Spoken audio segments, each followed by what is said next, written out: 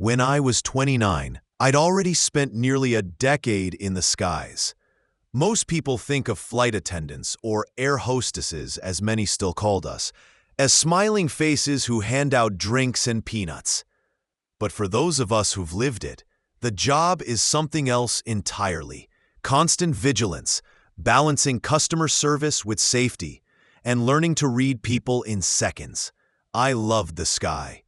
There was something sacred about it, something untouchable. The endless horizon, the shimmering lights of cities below, the way clouds swallowed us whole.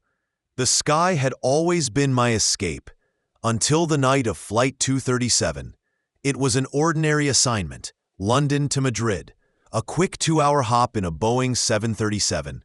I'd flown that route dozens of times, but from the moment I saw the crew manifest, I had a sinking feeling. The captain that night was Marcus Hale. Marcus was a legend in the airline, nearly 20 years flying, with the kind of calm composure people admired. He was tall, square-shouldered, with salt and pepper hair that gave him a distinguished look. He had a dry humor that made younger crew members nervous, but I'd flown with him before and always felt reassured by his presence. But that night, when I stepped into the crew lounge and greeted him, he wasn't the man I remembered. He was pale, the skin under his eyes bruised with sleeplessness. His hands trembled as he scrawled notes across his clipboard. When I smiled and said, "Evening, Captain," he looked up, and for a second, I swear, I didn't recognize him. His eyes were wrong, bloodshot, glassy, as though he'd been crying or staring into darkness too long. "Evening," he muttered, voice flat. No spark, no humor, just emptiness. I told myself he was tired. Pilots often were. But when I walked away, I felt a cold shiver trail down my spine. The passengers boarded in waves. Businessmen with laptops, families wrangling kids, tourists with cameras slung around their necks. My job was routine: smile, guide, reassure. But one passenger caught my attention immediately.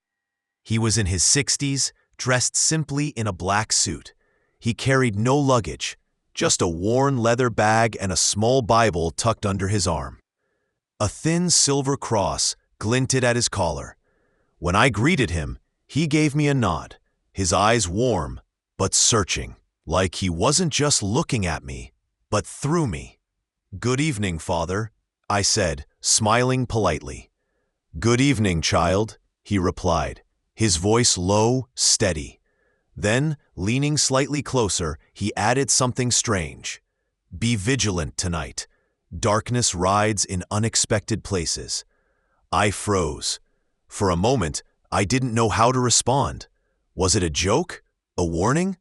But before I could ask, he moved down the aisle, sliding into his seat near the middle of the plane. As we prepared for takeoff, an unease hung over me I couldn't explain. Maybe it was Captain Hale's empty stare. Maybe it was Father Gabriel's cryptic words. Maybe it was nothing at all. But when the doors closed, sealing us into that aluminum tube hurtling toward the heavens, the unease grew claws. During safety checks, I glanced into the cockpit. Marcus sat rigid, lips moving as if reciting something under his breath. Not checklists, something else.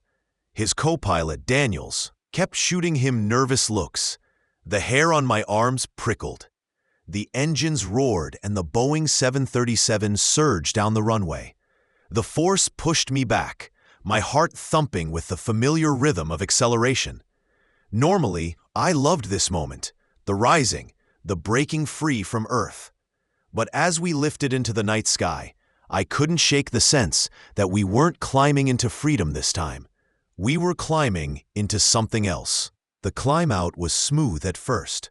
The cabin lights dimmed to a warm glow as we leveled off, and passengers settled into the rhythm of the flight. Laptops opened, drinks were ordered, children pressed their faces against the windows to watch the shrinking city lights below. To anyone else, it was just another flight, but I could feel it.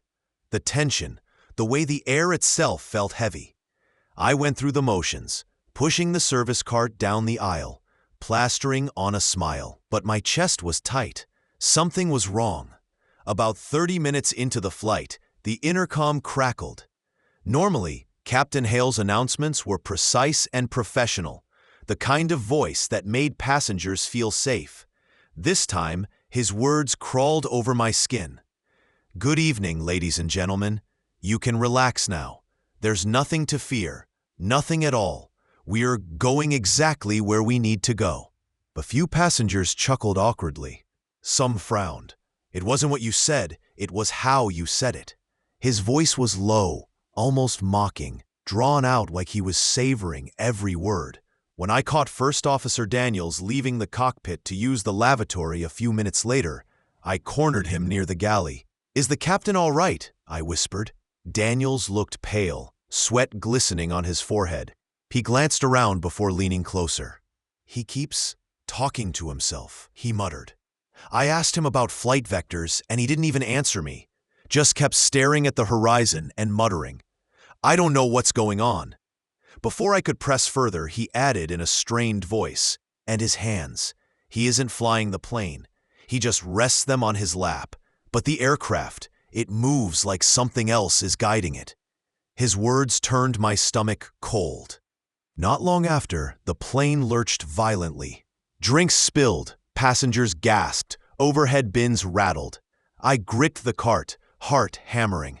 I darted to a window seat to glance outside. The sky was clear, no clouds, no storms, nothing. The turbulence had no reason to exist. Another jolt hit, harder this time. People screamed. A baby started wailing. And then the intercom crackled again. Captain Hale's voice, slow and deliberate. "Stay seated. Stay calm. The sky hungers tonight." My skin went ice cold. That wasn't a slip of the tongue. That wasn't fatigue. That was madness. In the midst of the chaos, I saw Father Gabriel rise from his seat. Most passengers stayed strapped in, clutching their armrests, but he moved with deliberate calm. He approached me in the aisle, placing a hand on my arm. "You feel it too, don't you?" he asked softly. I nodded, unable to speak. He leaned close, his breath warm against my ear. "The man at the controls is no longer alone. Something has entered him. Something ancient. I've seen this before." My heart thudded painfully. "What do you mean entered him?" "The body is flesh.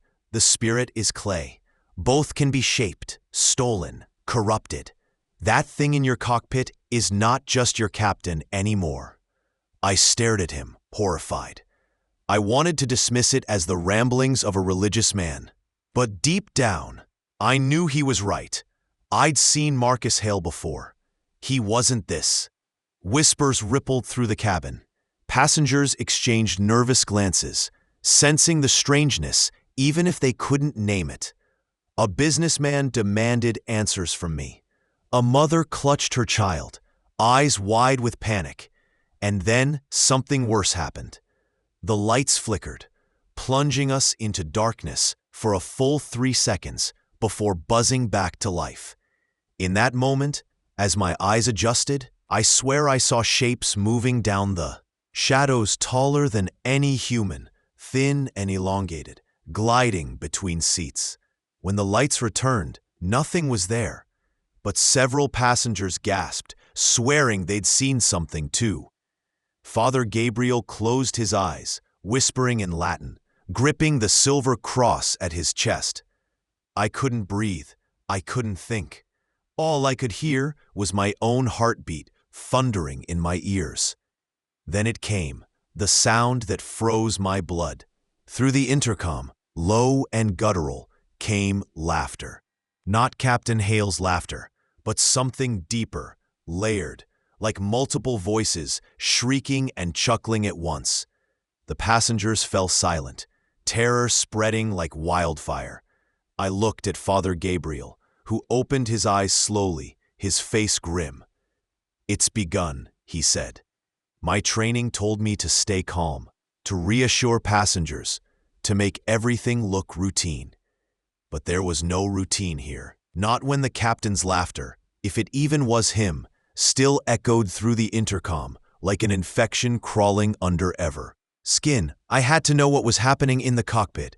I approached the locked cockpit door, my legs trembling. The metallic hum of the plane felt louder, heavier, as though even the aircraft itself didn't want me there. "Are you sure you want to go in?" Father Gabriel asked softly behind me.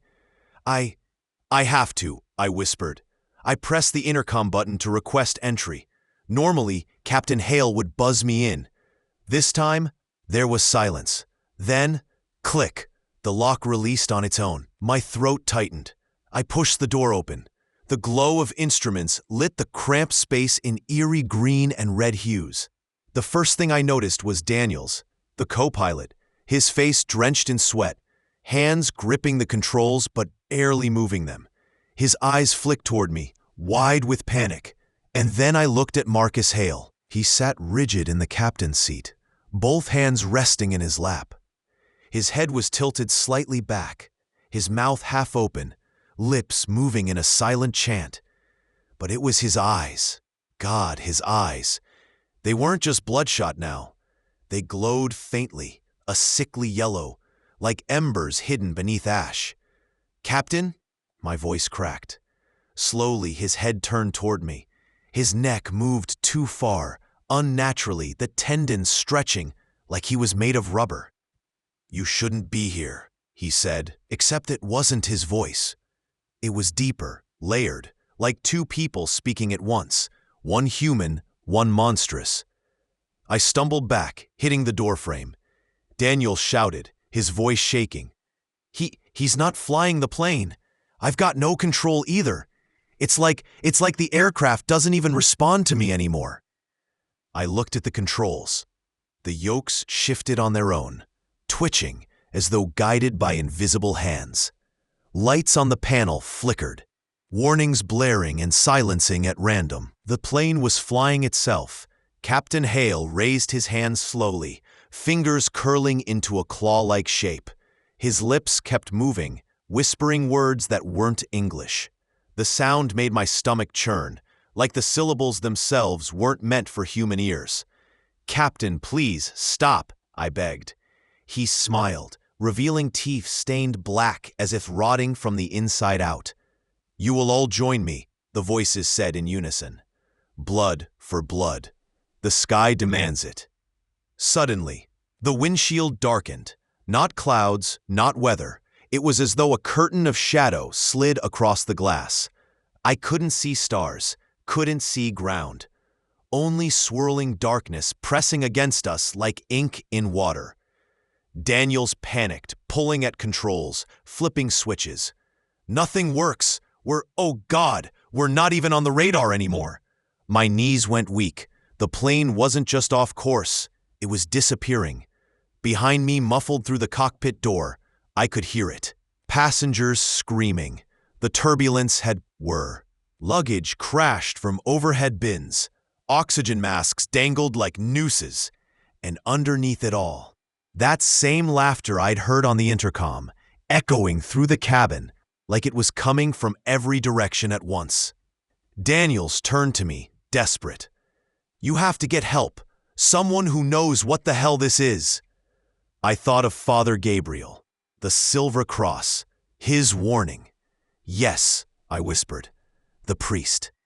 Before I could leave, Captain Hale's head snapped back violently. His mouth opened wider than any humans should, jaw cracking, lips tearing at the edges.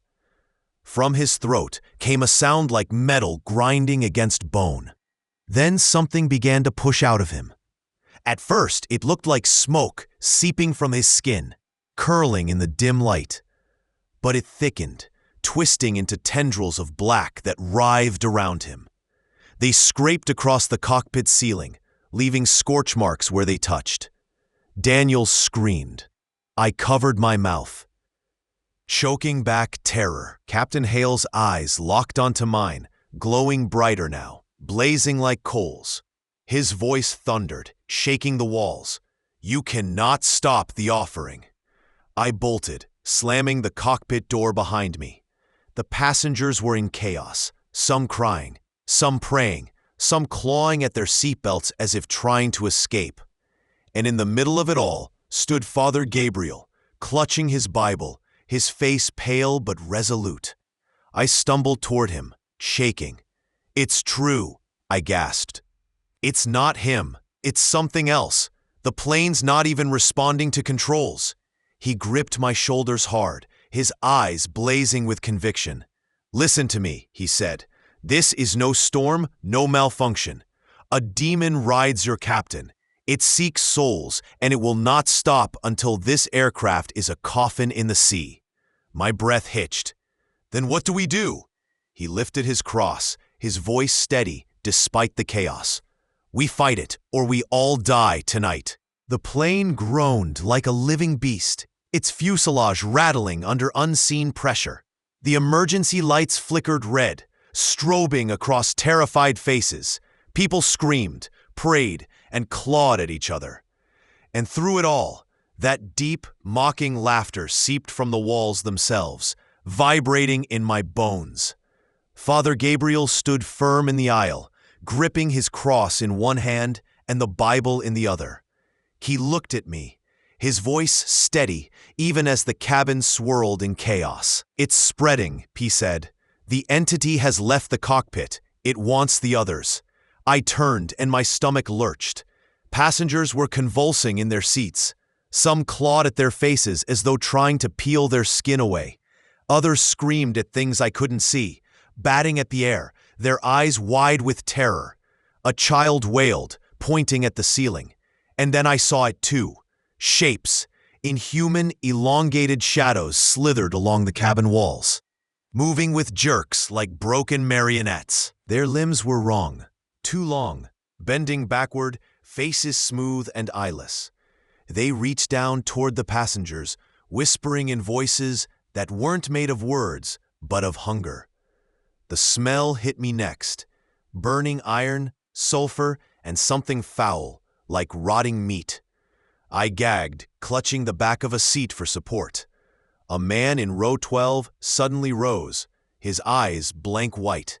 He screamed in a guttural voice not his own, and lunged at a woman beside him, teeth bared. Others began thrashing, turning on their neighbors as if possessed. It was no longer just Marcus Hale. The demon had found cracks in all of us. Father Gabriel raised his voice, louder than the storm outside, louder than the screams. "In the name of Christ, leave these innocents." The shadows shrieked, the lights exploded, plunging us into semi-darkness, lit only by the strobing glow of lightning outside. Passengers shrank back as Gabriel walked down the aisle, chanting in Latin. Every word he spoke seemed to burn the shadows, making them hiss and recoil. I ran beside him, grabbing oxygen masks, pressing them into trembling hands, trying to stop people from tearing each other apart. But then came the voice again, deep, layered, impossible. It filled the intercom, the air, the very metal around us. "You cannot save them." The entire aircraft shuddered violently. Overhead bins flew open, luggage hurled through the air like weapons. A woman screamed as a suitcase smashed into her skull. Blood sprayed the seats. I screamed too, but Gabriel's chant never faltered. Suddenly, the cockpit door burst open on its own, slamming against the wall. And there was Marcus Hale, or what was left of him. He stumbled forward, his uniform torn, his skin blackened and splitting like burning wood. Tendrils of smoke and shadow poured from his mouth, his eyes glowing like molten gold. His arms stretched unnaturally, fingers elongating into claws that scraped the metal walls, leaving deep gouges. He staggered toward us, his voice booming like thunder. "This vessel is mine. These souls are mine. And you," his burning eyes locked on me, "you will lead them to me." I froze. My knees gave out. For a moment, I felt it, the pull.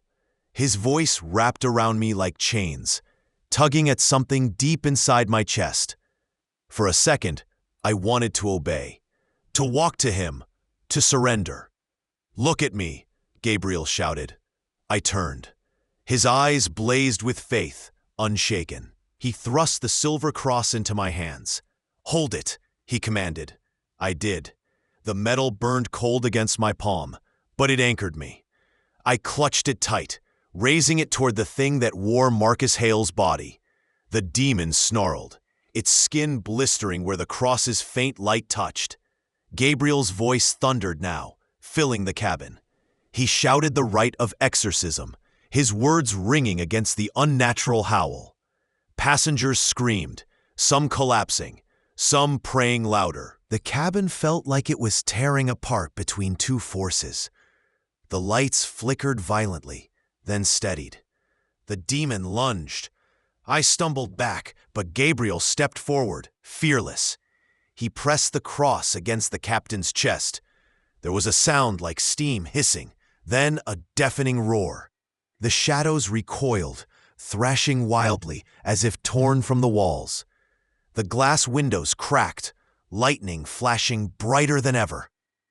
Hale's body convulsed, arching unnaturally. His mouth opened, and a torrent of black smoke poured out, twisting, shrieking. The sound shattered the overhead lights, plunging us into near darkness except for the glow of the cross. Go back to the pit, Gabriel roared. The smoke writhed, screaming as it was dragged upward, out of Hale's body, out of the cabin, sucked toward some invisible rift above us. The howling wind tore at everything, but I held the cross high, screaming with Gabriel's words, though I barely understood them. And then silence. Just the hum of the engines. Captain Hale collapsed to the floor, his body broken, twitching.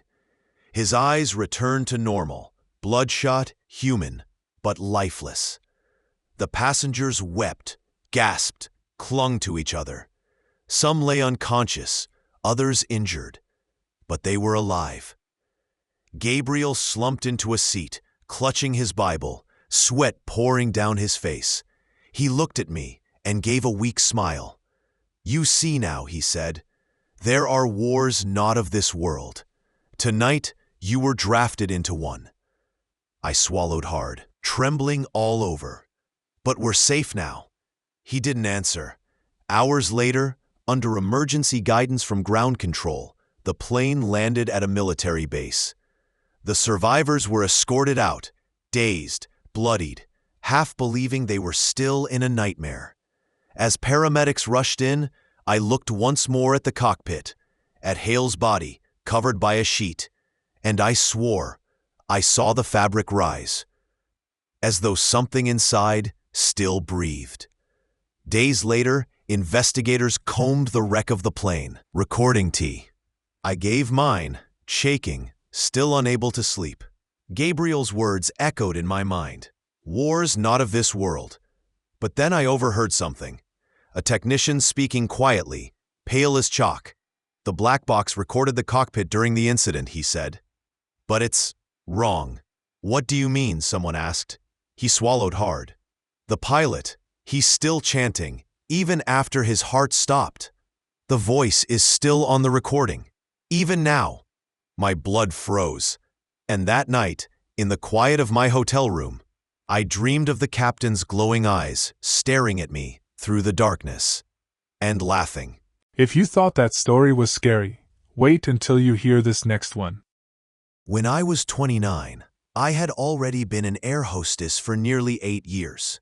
Flying was my life. I had joined a major international airline right after college, eager for adventure. My friends envied me. Glamorous uniforms, exotic destinations, a new city every week. But behind the makeup and polite smiles, the job was grueling. Long hours, jet lag, difficult passengers, and the constant loneliness of being away from home. I wasn't married. I didn't even have a steady boyfriend. The closest thing to family I had were the other crew members I flew with. Sometimes we bonded quickly, like soldiers in a war zone, but often we were shuffled so much that connections rarely lasted. Despite the exhaustion, I loved the skies. I loved the sound of the engines roaring during takeoff, the sight of clouds stretching endlessly, the sensation of being between worlds. Up there, life felt suspended. Nothing could touch me. At least, that's what I believed. Until Flight 237. It was a red-eye from New York to Lisbon, one of those overnight flights no one really enjoys. The passengers were a mix of tired business people, restless students, and a few families with cranky children.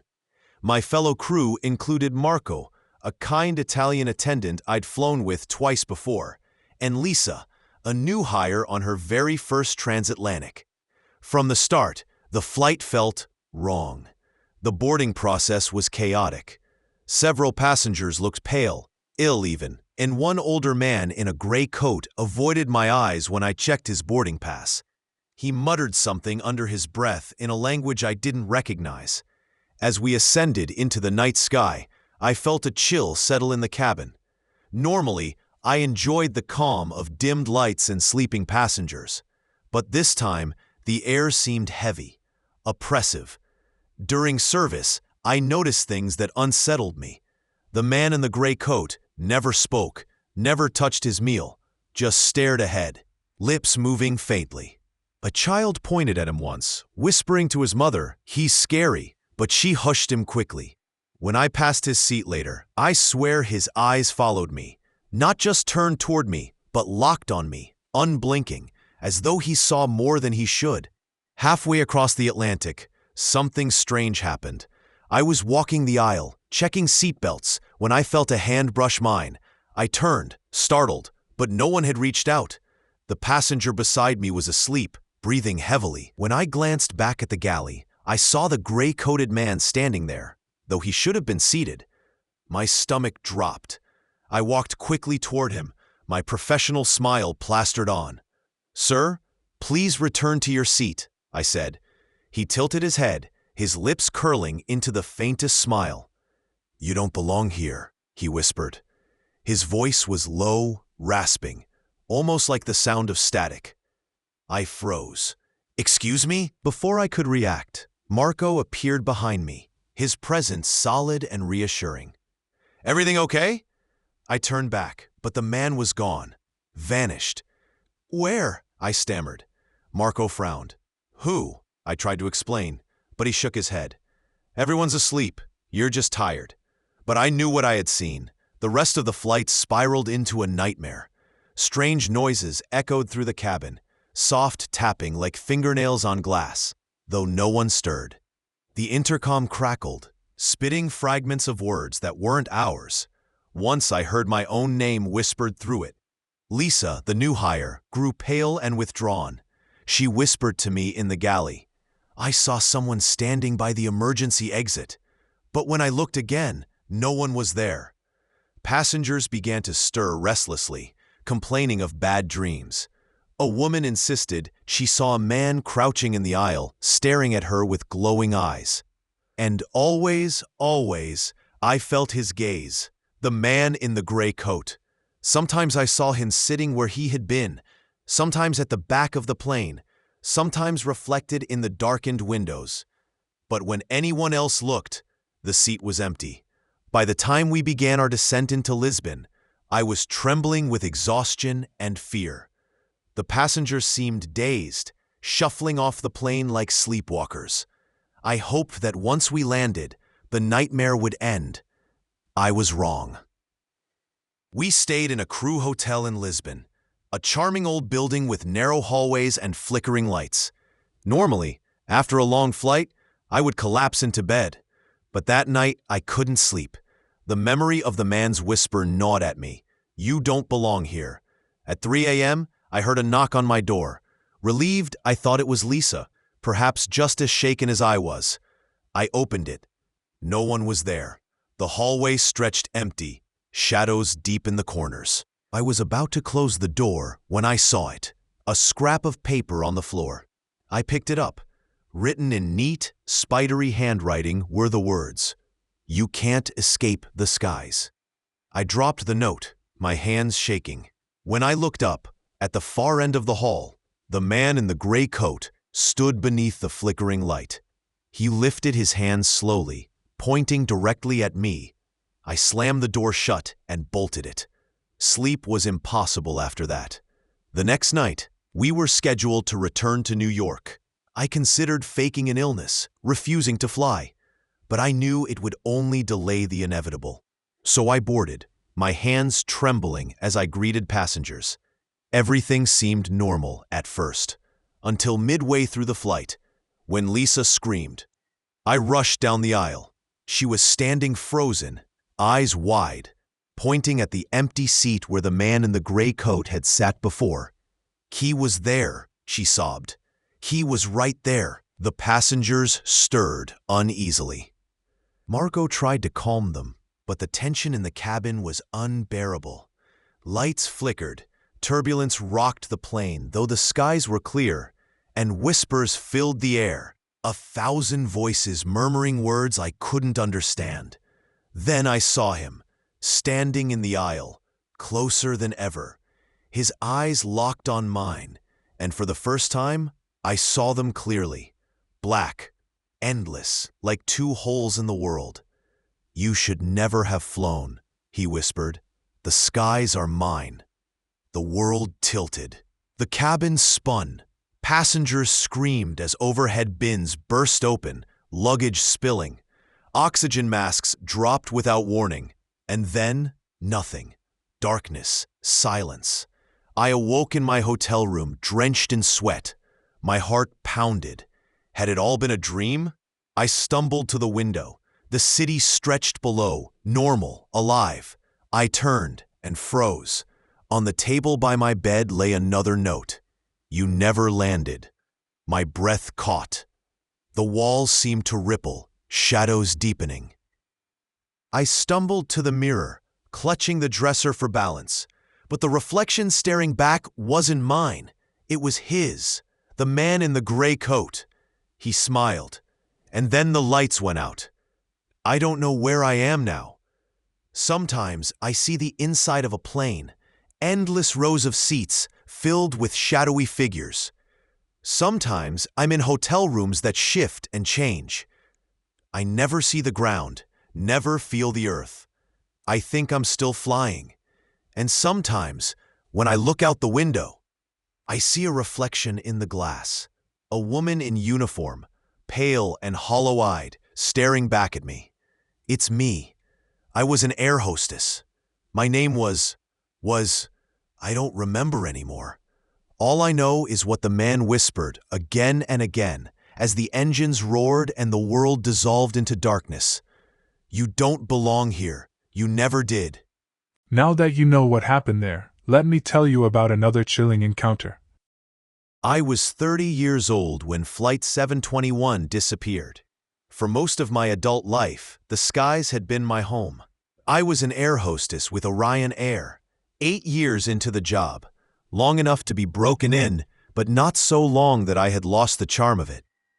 People on the ground thought it was glamorous. Crisp uniforms, red lipstick, foreign cities stamped into a passport. They never saw the exhaustion, the lonely hotel rooms, the 12-hour shifts with a smile pasted on, the jet lag that made your body feel like it belonged to someone else. And yet, despite it all, I loved flying. I loved that sense of existing between 2 worlds, neither here nor there, neither grounded nor free. Up in the cabin, the hum of the engines was like a heartbeat. It made me feel both small and infinite at once. October 12th was supposed to be routine. Boston to Reykjavik, a 6-hour transatlantic hop on a Boeing 737. I'd worked the route many times. The captain was James Keane, a man with more than 20 years of flying under his belt. Calm, composed, a voice that could steady a storm of panicked passengers. The first officer was Darren Reeves, younger, eager, but with that nervous energy I never trusted in a pilot.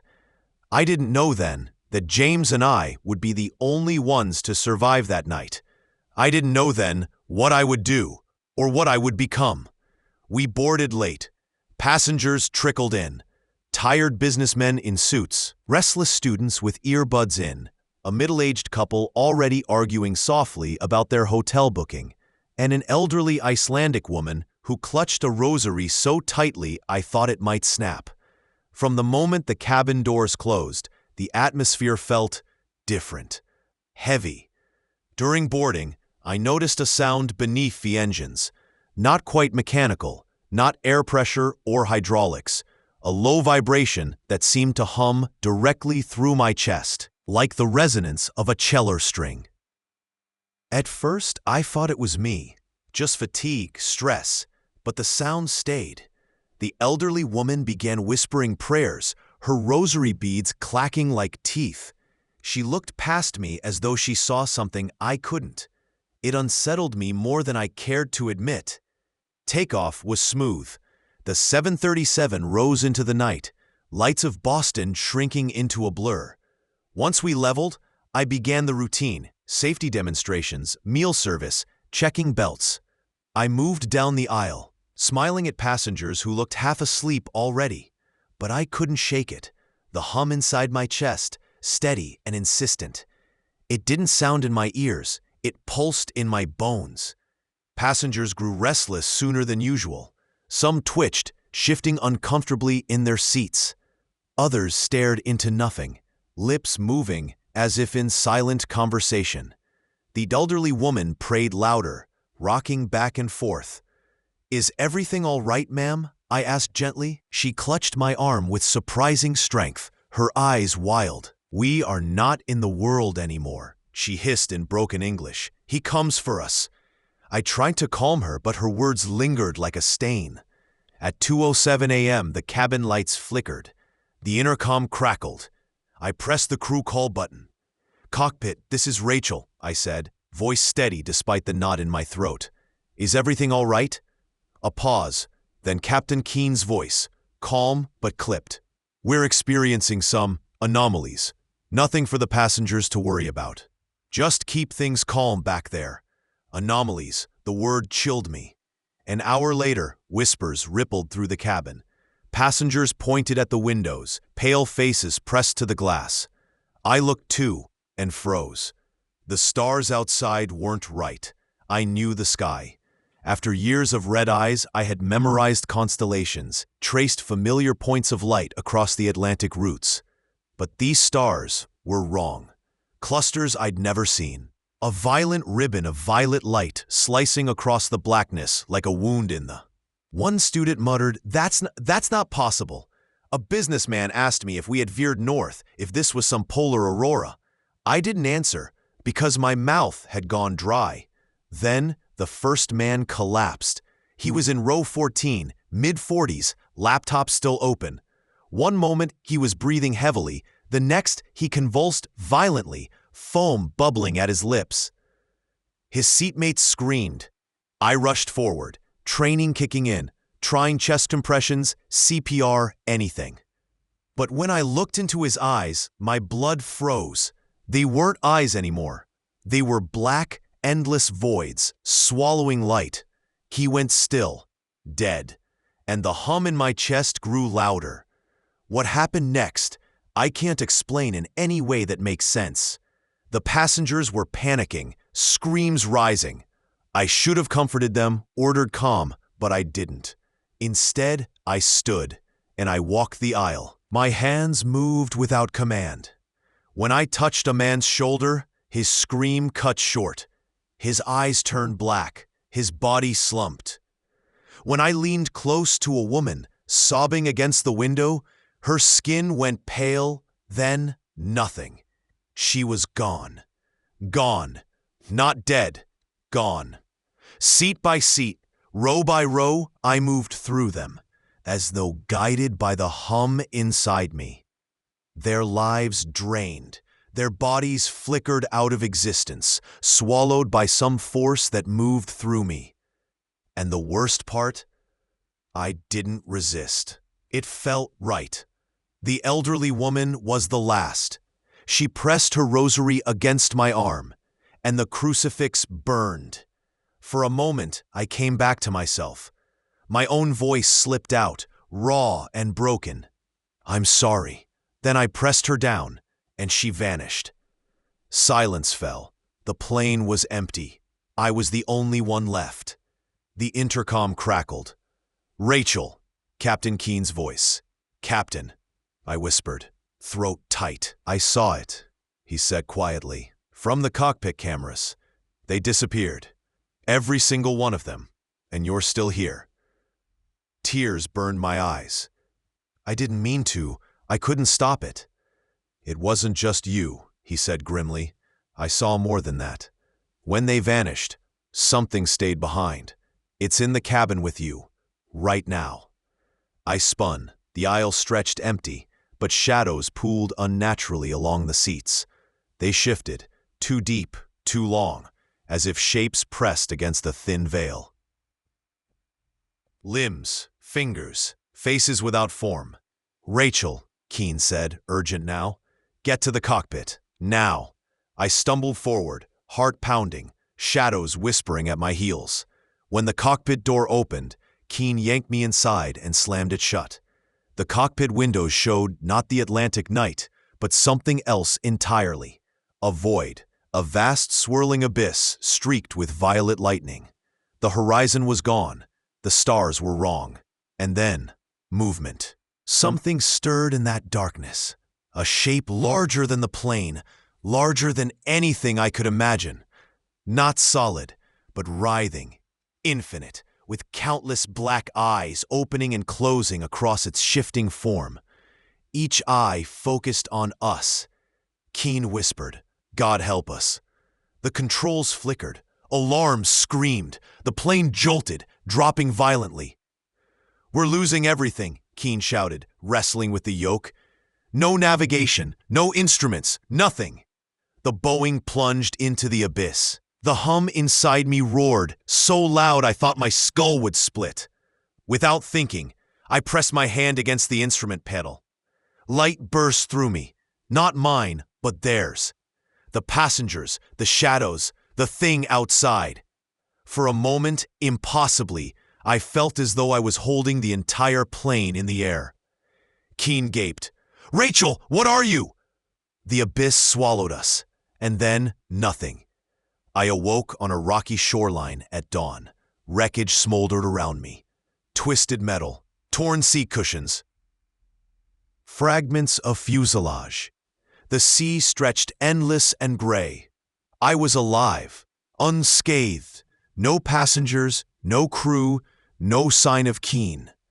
For 3 days I wandered that shoreline before a fishing vessel found me. At the hospital, officials questioned me endlessly. What happened to Flight 721? How had I survived?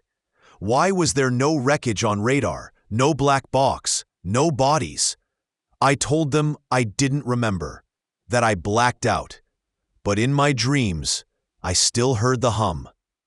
Weeks later, I overheard something I wasn't supposed to. The captain had survived too, James Keen. They found him washed ashore miles from me, broken but alive. But his mind wasn't intact. He muttered about the eyes in the dark, about shadows pressing through the cabin. He swore he had seen me glowing in the cockpit, feeding the plane with whatever had taken the passengers. Before they could question him properly, he vanished. The hospital cameras glitched. Nurses reported a figure standing beside his bed, tall, faceless, draped in shadows. Then James was gone. No one has seen him since. And me? I walk through life pretending to be normal. But at night, when everything is still, I feel the hum beneath my skin, growing louder. Sometimes when I look in the mirror, my eyes darken at the edges, pulsing faintly. And I know Flight 721 didn't disappear. It was claimed. The question is, why did it leave me behind? For now? If you like this story, then you should listen to this chilling story.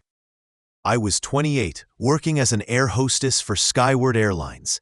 I'd been flying for 6 years, and in all that time, I'd learned to handle tantrums, turbulence, and even medical emergencies. But nothing could prepare me for what happened on Flight 492. It was a night flight from New York to Paris, a Boeing 737 packed with late-evening business travelers, families, and tourists trying to catch the city lights before they slept. At first, everything seemed ordinary. The captain that night was Peter Ward, a man in his late 40s with a reputation for being precise and unshakable. His co-pilot, Claire, was young, nervous, but competent. I'd worked with Peter before, and he always exuded confidence, calmness, a sense that nothing in the sky could surprise him. But this time, something was wrong. From the moment I met him at the gate, Peter's presence felt off. His eyes were restless, darting to the ceiling, to the walls, like he was listening to voices I couldn't hear. He shook hands with the crew, smiled politely, but it didn't reach his eyes. There was a rigidity to him, a tautness that made me uneasy. Among the passengers was an unusual man, seated in row 7, an elderly priest named Father Donovan. He carried a small leather Bible, wore a silver crucifix around his neck, and kept muttering prayers under his breath. His gaze was calm, but piercing, as if he could see the dark truths of the world. When I handed him a blanket, he looked at me with a strange intensity.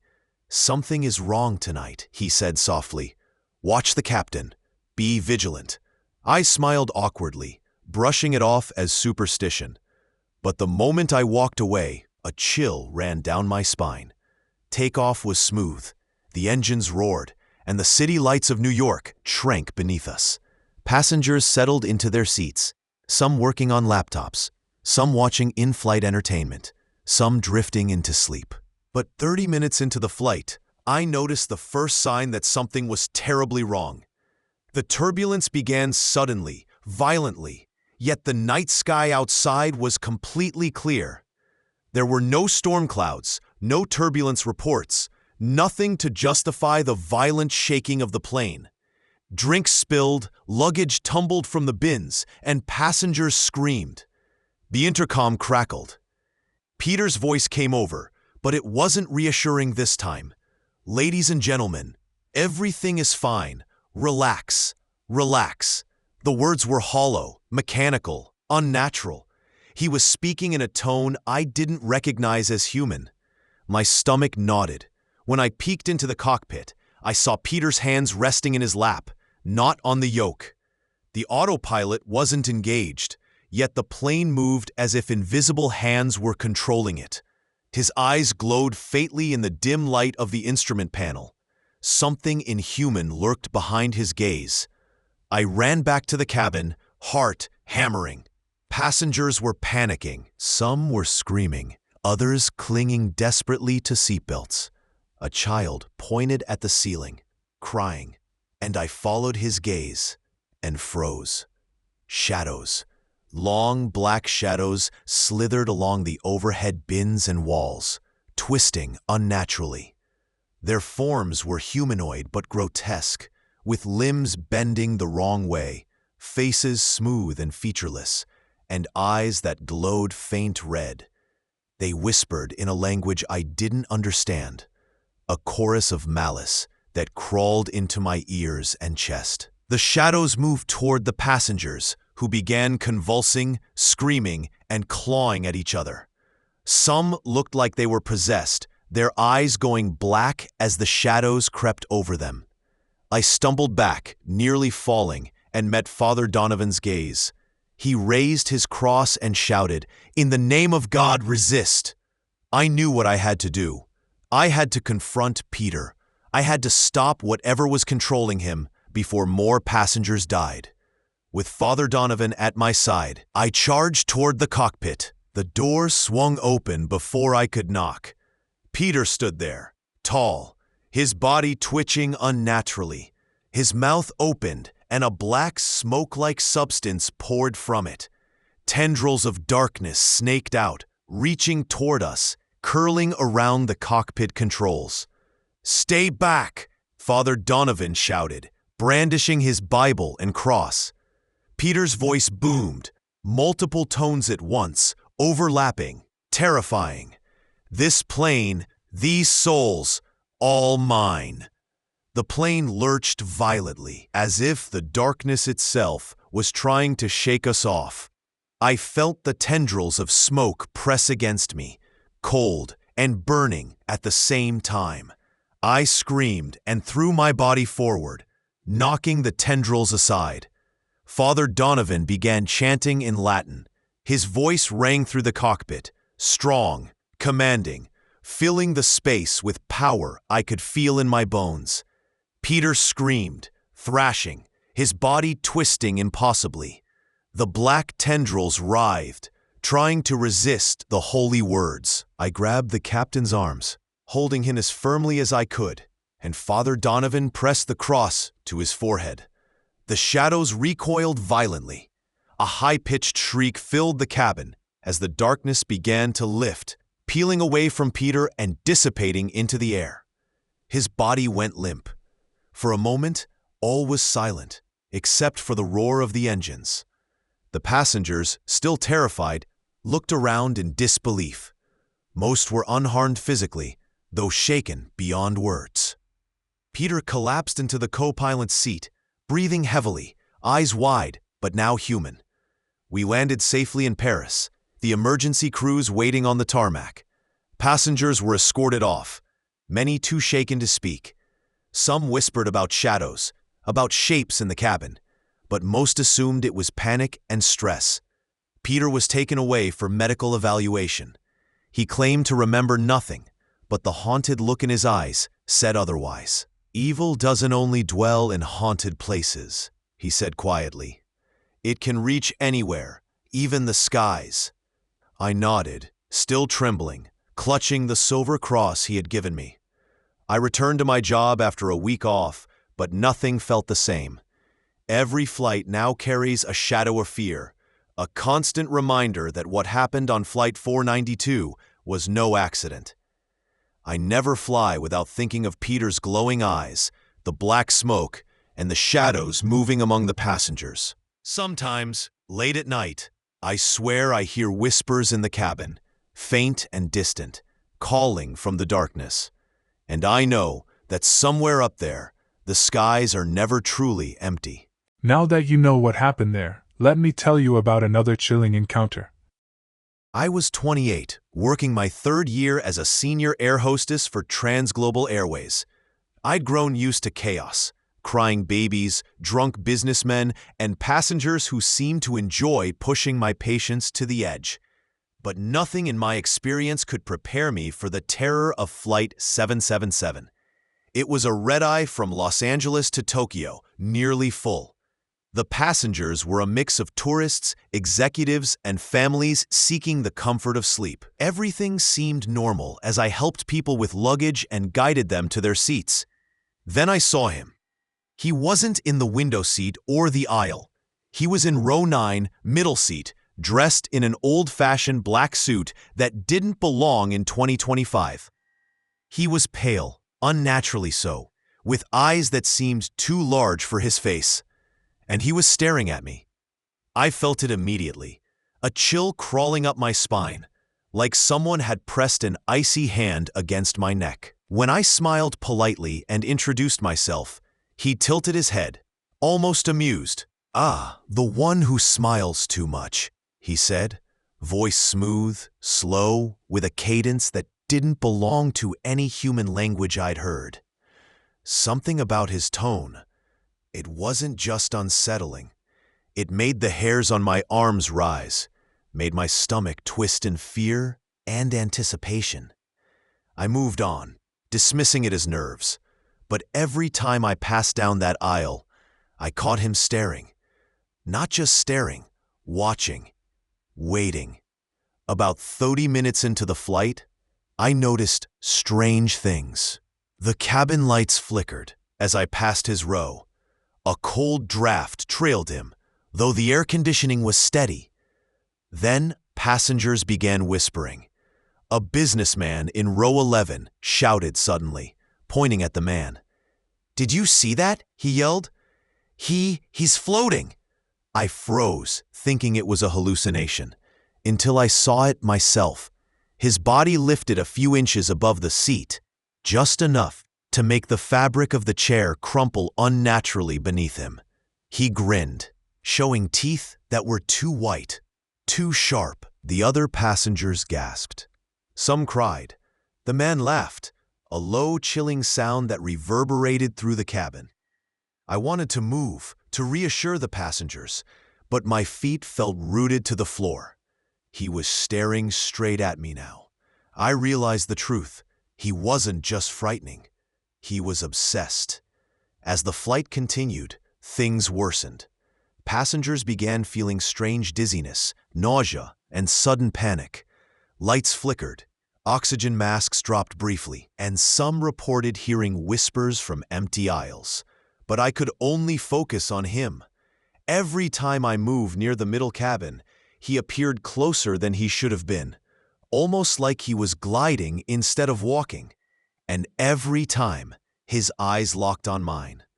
I asked the captain to check on him, but nothing appeared wrong. Just a passenger with motion sickness, he said. I didn't believe it. That night, he began speaking to me directly. You're mine, he whispered as I handed him a drink. I've watched you for so long. Excuse me, I stammered. He smiled faintly, almost tenderly, and leaned closer. The scent of decay filled my senses, sour and metallic, like blood mixed with rot. My skin crawled. I will have you, he said softly. Soon. I stumbled away, shaking, but the terror wasn't just his words, it was the weight of them. The passengers were beginning to panic. Those who looked at him sometimes went silent, transfixed, or screamed suddenly for no apparent reason. About an hour in, the supernatural became undeniable. Cabin lights went out completely for 10 seconds. In the darkness, screams erupted as passengers clawed at seats, panicked at unseen threats. When the lights returned, the man was gone from his seat. I couldn't find him anywhere. Not in the aisle, not in the lavatory, not among passengers. And then, he appeared behind me. I spun around. He was hovering, inches off the floor, his black coat fluttering unnaturally. His eyes glowed faint red. You cannot escape me, he said, voice layered. Impossible to locate in space. You belong to me. I screamed, and the nearby passengers flinched as if they could sense the entity clinging to me. The air grew cold. I could see my breath. I could see the passengers' hair moving as if invisible hands were brushing against them. I realized he was feeding on fear, growing stronger as the panic spread. Father Donovan, yes, once again a priest happened to be aboard, though this one was younger, wiry, and clearly not expecting combat, saw the danger immediately. He grabbed a small silver cross from around his neck. You cannot fight him alone, he said. I'll help you. The man laughed softly, circling me, gliding above the aisle. Help her? He asked mockingly. Oh, this will be fun.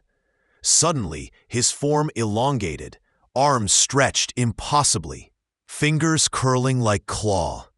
His face twisted in a grin that seemed to split his skull in half.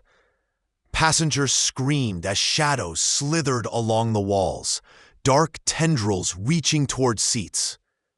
Father Donovan began chanting, voice growing louder. Each word seemed to push back the shadows, but the man was relentless. He lunged at me, and I felt his presence like a hand pressing against my chest, trying to suffocate me, not physically, but spiritually. I grabbed a fire extinguisher, desperate. I swung, and it passed through him, hitting nothing. He laughed, high-pitched and cruel. You amuse me, he said, but soon you will scream my name. By now, the cabin was in chaos.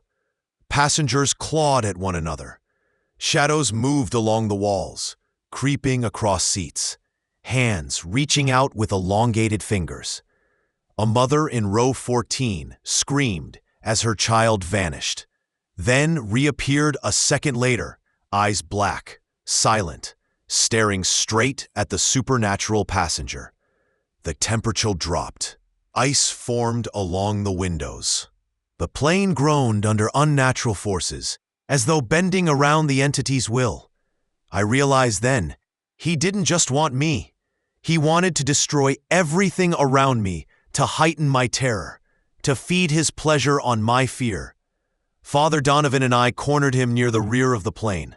He hovered above the aisle, a monstrous figure, twisting impossibly, his eyes glowing, his mouth splitting inhumanly. "Now, you belong to me," he shouted. Donovan raised his cross. "I command you to leave this vessel," he shrieked, a sound that rattled metal and broke glass, and the shadows recoiled. For a moment, he faltered. I stepped forward, clutching a small vial of holy water the priest handed me. I threw it toward him. It hissed like acid as it touched him, and he shrieked in fury. Smoke and darkness poured from his body, writhing violently. The shadows disappeared, as if drawn back into him. With a final chant from Father Donovan, he was sucked upward toward the ceiling and vanished with a scream that seemed to echo through the steel fuselage. The plane lurched violently, then stabilized. The plane landed safely in Tokyo, passengers shaken but alive. Many refused to speak of what they saw, claiming stress and hallucinations. But I knew the truth. One of our passengers had been more than human, more than mortal, and he had fixated on me, on my fear. Even now, nights later, I still feel his gaze. I see shadows curling in corners, hear faint whispers that should not exist. He is out there, somewhere, waiting for another flight, another opportunity. And sometimes, when I close my eyes, I hear him laughing, soft and cruel, calling my name, promising that next time, he will not let me escape. If you thought that story was scary, wait until you hear this next one. I was 28, working as a senior air hostess for Aerostar Airlines. I'd seen strange things in airports: drunken passengers, lost children, people screaming at baggage claims. But nothing prepared me for what happened after Flight 842 from Mumbai to New Delhi. It was a routine flight, nearly full, with families, businessmen, and tourists. One of the passengers that caught my attention was a small boy, no more than 7 or 8, traveling with his grandmother. He was quiet, pale, and unnervingly still during the entire flight. He hardly spoke, only watching me from his seat every time I passed down the aisle. As the plane began its descent, he raised a small hand and called me over. "For you," he said softly, holding out a small package. I smiled and crouched beside his seat. "For me? Thank you. What is it?" The boy's lips curled into a faint, knowing smile. "A doll," he said. "It will keep you company." I laughed lightly, assuming it was an innocent gift. I took the package and thanked him, tucking it into my bag without thinking much of it. When I got home later that night, I opened it. It was a small doll, no taller than my hand. Its face was painted crudely, eyes wide and staring, lips thin and red. Its tiny dress was faded, stitched haphazardly, and it smelled faintly of smoke and earth. A shiver ran down my spine, but I dismissed it. "It's just a kid's toy," I whispered to myself. I put it on my bedside table and went to sleep. I woke at 3 a.m. to the sound of soft giggling. Blinking awake, I scanned my room. The doll sat on the table, just as I'd left it. Its painted eyes seemed to glimmer in the moonlight, unnaturally bright. "Probably the wind," I muttered. My apartment was on the 14th floor. There was no wind, but the giggling continued, faint and high-pitched. I froze. The doll's head had turned slightly toward me. I swear it had moved. Heart pounding, I grabbed it and put it back in the drawer. Sleep didn't come easy. Every time I closed my eyes, I thought I saw it peeking out from under the bed, sitting on the chair, or even hanging from the ceiling. By morning, I was exhausted, but I chalked it up to stress and fatigue from the flight. The next day, I returned to work, trying to dismiss the doll from my mind, But as soon as I entered the airport, a familiar dread settled over me. I walked past the check-in counter, and for a split second, I thought I saw the doll sitting on a luggage cart, staring at me. I blinked, and it was gone. During the flight that evening, things escalated. The boy from the previous day was on the plane again, alone this time. He smiled at me, holding another small package. I froze, refusing the gift, but he whispered, "You should have played with it. You should have kept it." Panic clawed at my throat.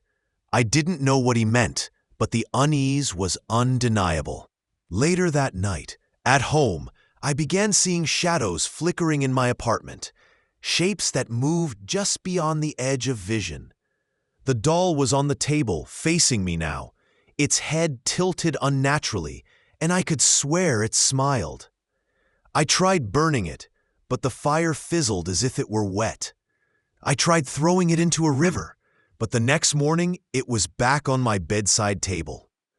Days passed, and my life became a blur of terror and paranoia. I began seeing the doll everywhere, in airport lounges, on buses, in my reflection at home. It seemed to move closer each day. Its painted eyes followed me, and faint whispers floated in the corners of my ears. The shadows grew bolder. At home, objects moved on their own, doors slamming, chairs sliding, lights flickering. And then the doll began speaking. "You're mine," it whispered, voice childlike but warped, echoing unnaturally. "You can't hide. You can't run." I called the airline security, thinking someone was playing a prank. But CCTV footage showed nothing unusual. No doll, no child, no one moving objects. I was alone. Sleep became impossible. I began seeing the boy's face in unexpected places, on flight monitors, in airport reflections, even in the sky outside my window. He was always smiling, always watching, always waiting. One night, after finishing a late flight, I returned to the airport to retrieve my bag. And there he was, the boy standing in the terminal, motionless. But it wasn't just a child anymore. His eyes glowed faint red, and his body seemed slightly taller, unnaturally rigid. "Come with me," he whispered. "It's time." I ran, heart hammering, pushing past travelers who stared at me, unable to see him. He followed silently, step by step, until I ducked behind a luggage carousel. But when I looked again, he was gone. I thought I had escaped, but the whispers followed me home, growing louder each night. The doll appeared in new positions, sometimes lying on my pillow, sometimes sitting on my kitchen counter, always staring at me. One night, I awoke to the room drenched in shadow. The doll was hovering above me, its tiny body levitating. Its mouth opened impossibly wide, a shriek that sounded like hundreds of children screaming at once, filling my ears. I tried to scream, but no sound came out. My phone, lying on the table, showed a message I hadn't typed. "You belong to me now." The doll lunged at me, not physically, but the sensation was real, as if invisible hands pressed against my chest, trying to pull me into it. I felt a cold, gnawing terror that seemed to seep into my bones. I blacked out. I contacted Father Malhotra, a local exorcist I had met on a previous flight. He came immediately, carrying holy water, incense, and charms. "Airborne or grounded, spirits follow where attachment exists," he said. "This doll is not innocent. It's a vessel for something malevolent." He tried performing a ritual at my apartment, chanting and sprinkling holy water. The doll writhed, its tiny body twisting impossibly, emitting a high-pitched laugh that made the walls vibrate. "You must let it go," Father Malhotra said, exhausted. "Destroy the doll completely, or it will consume you." I carried the doll to a remote abandoned warehouse, determined to end the nightmare. As I approached the fire pit, I felt a presence behind me, cold, watching. The boy appeared again, floating in the shadows, taller and more menacing than ever. His voice echoed in my mind. "You can't get rid of me," he whispered. "You're mine." I threw the doll into the flames. It writhed, screeched, and for a moment, the boy screamed too, a distorted, otherworldly sound that made me stagger. Then everything went silent. The fire consumed the doll entirely. The boy vanished, leaving only a faint chill in the air. I returned home, trembling, exhausted, but the feeling of being watched persisted. Even weeks later, I sometimes saw a shadow in the corner of my eye, or felt a cold presence on the plane. I know the boy isn't entirely gone. I know the doll was only a vessel, a link to something dark that will wait, patient, for another opportunity. And I know, deep down, that the next time I see a small, pale child handing me a gift, I will not take it, because some gifts aren't meant to be opened.